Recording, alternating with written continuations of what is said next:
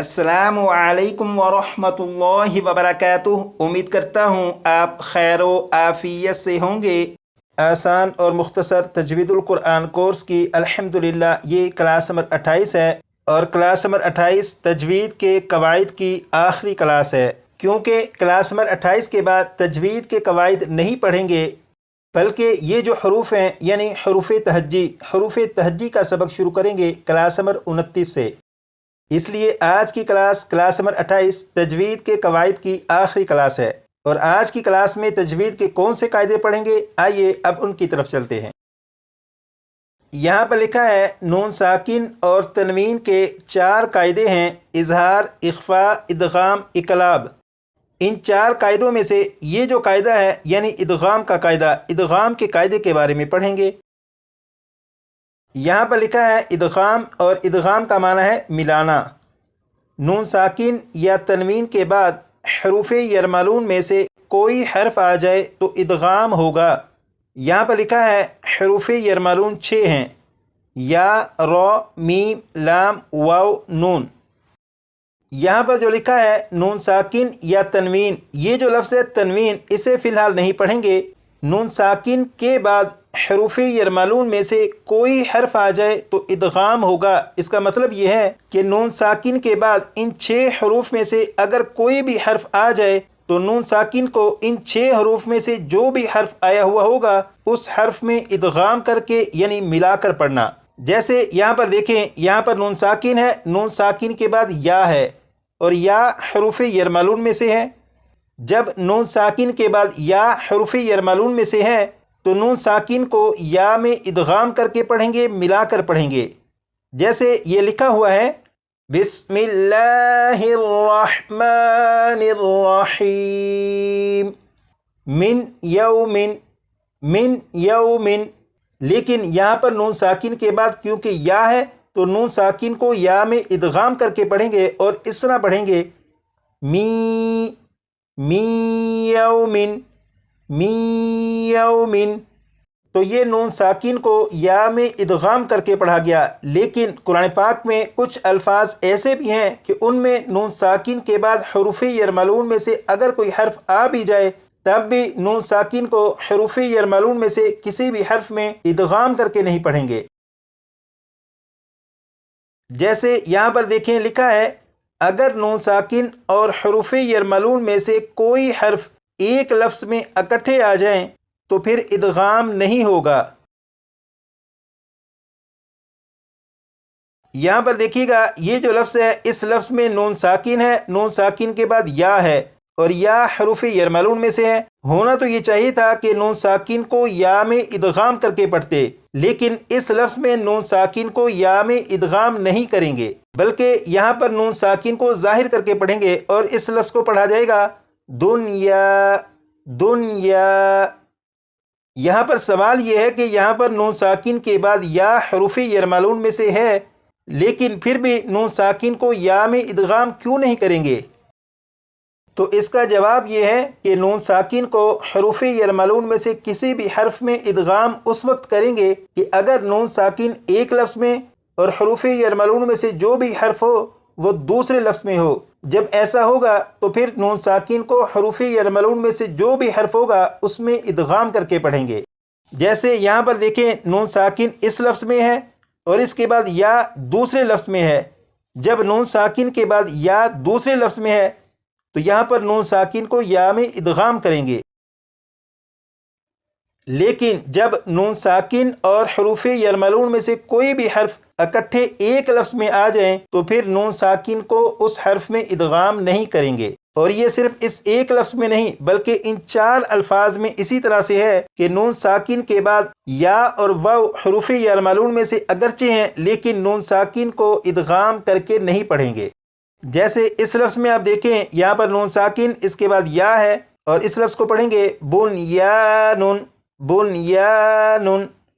इसी तरह इस लफ्ज़ में नून साकिन इसके बाद वाव है। होना तो ये चाहिए था कि नून साकिन को वाव में इदगाम करते, लेकिन नून साकिन और वाव क्योंकि एक लफ्ज़ में इकट्ठे हैं इसलिए यहाँ पर इदगाम नहीं करेंगे और इसे पढ़ेंगे सिनवानुन। امید کرتا ہوں کہ نون ساکن کو حروف یرملون میں ادغام نہ کرنے کی جو وجہ بیان کی گئی اس کے بارے میں آپ کو معلوم ہو چکا ہے۔ تو آئیے اب چلتے ہیں اس کے بعد دوسرے قاعدے کی طرف۔ یہاں پر لکھا ہے امالہ، زبر کو زیر کی طرف اور الف کو یا کی طرف مائل کر کے پڑھنے کو امالہ کہتے ہیں۔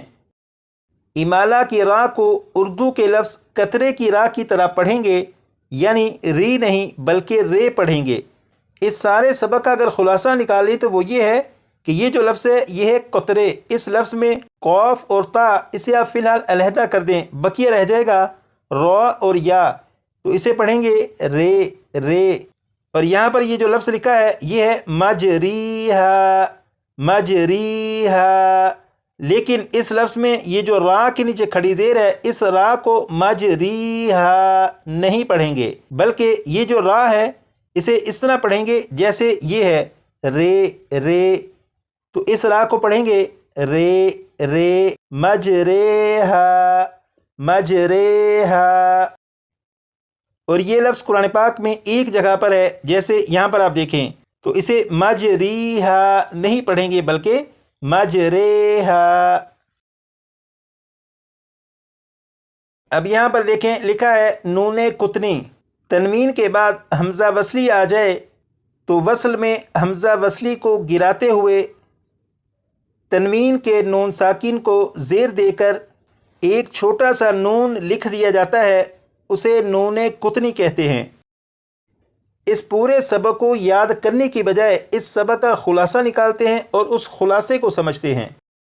اب یہاں پر دیکھیں یہ سورۃ الملک کی پہلی آیت یہاں پر مکمل ہو رہی ہے، اور یہ جو لفظ ہے اسے وقف میں پڑھیں گے قدیر قدیر، اور اس کے بعد جب دوسری آیت شروع کریں گے تو یہاں سے پڑھیں گے الذی، اور اگر یہاں پر وقف نہ کرنا ہو تو پھر اس لفظ کو قدیر نہیں پڑھیں گے بلکہ قدیرو قدیرو یہ پڑھیں گے، اور اس کے بعد اس دوسرے لفظ کو پڑھیں گے الذی، اور ان دونوں الفاظ کو آپس میں ملانے کے لیے ان کے درمیان ایک نون کا اضافہ کریں گے اور پڑھیں گے قدیرو، اس کے بعد نلا نلذی قدیرو نلذی، یہ درمیان میں جو نون ہے نلا نل نل، یہ جو نون ہے یہ نون قطنی ہے۔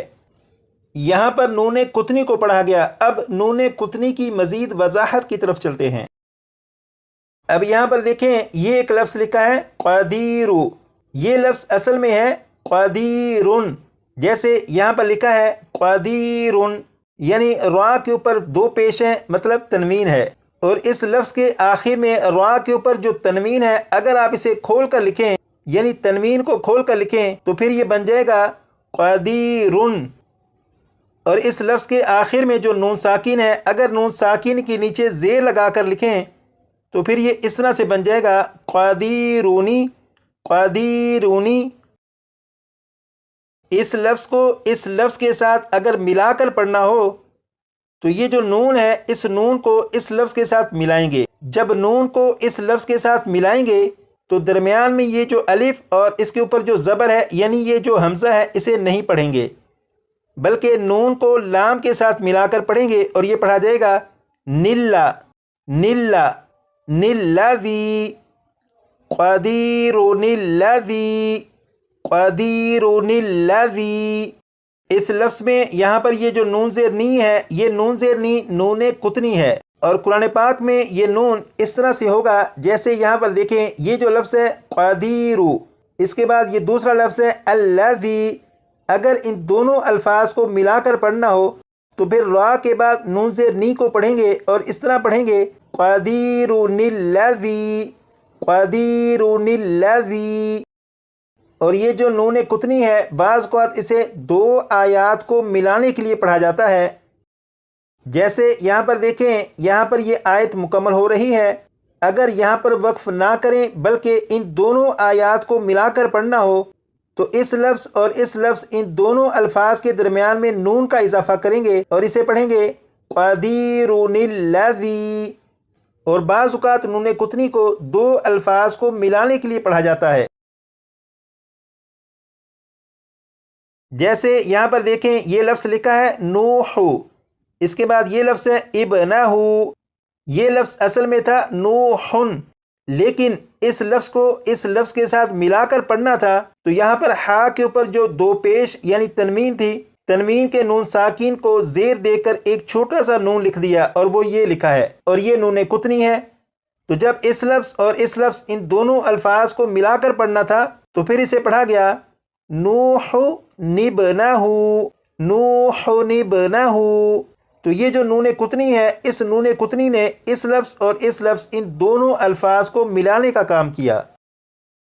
تو قرآن پاک میں آپ جہاں پر بھی دیکھیں کہ اس طرح کا چھوٹا سا نون ہو اور اس کے نیچے زیر ہو تو آپ سمجھ لیجیے گا کہ یہ نون قطنی ہے، اور یہ دو الفاظ یا دو آیات کو ملانے کے لیے یہاں پر لکھا گیا ہے۔